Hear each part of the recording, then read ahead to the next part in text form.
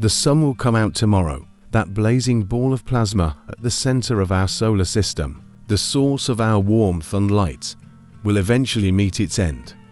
But don't worry, it won't happen anytime soon. Over billions of years, the sun will gradually burn through its nuclear fuel, eventually expanding into a red giant. When that happens, it will shed its outer layers, becoming a white dwarf, a dying star that will slowly cool over an unimaginable span of time. By then, of course, humanity will be long gone. Still, it's fascinating to think about what it would be like to witness the sun's ultimate explosion.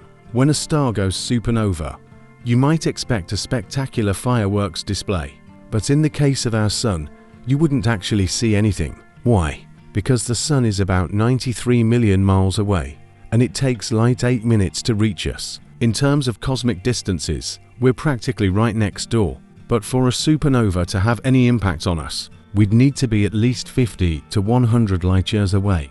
The good news is that, if the sun were to explode tomorrow, Earth wouldn't be completely destroyed. Only the side facing the sun would be vaporized instantly, while the other half would be subjected to extreme heat, 15 times hotter than the sun's surface temperature, along with eternal darkness. And without the sun's gravitational pull, Earth would begin drifting through space, a cold, lifeless planet. There's a slim chance that Earth could eventually find a new star to orbit, one that could provide warmth and light. But by the time that happens, humanity would be a thing of the past. If we had advanced warning about the sun's demise, we might have time to prepare. With the right resources, we could survive underground, as Earth maintains a steady temperature just a few meters below the surface. Within a week of the sun's explosion, surface temperatures would drop to about 0 degrees Fahrenheit, and within a year, they'd plummet to a bone-chilling -100 degrees Fahrenheit.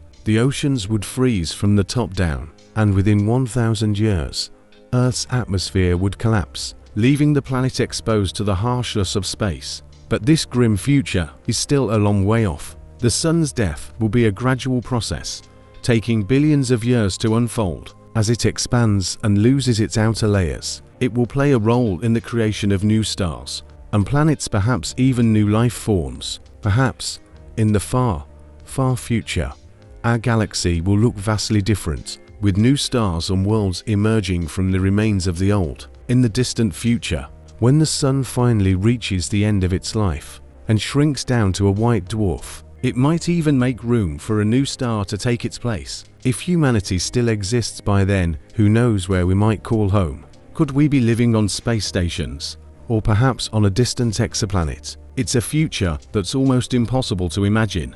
But one thing is for certain, the sun will not be around forever, and when it finally does meet its end, it will be part of the ongoing cycle of life, death, and rebirth in the universe.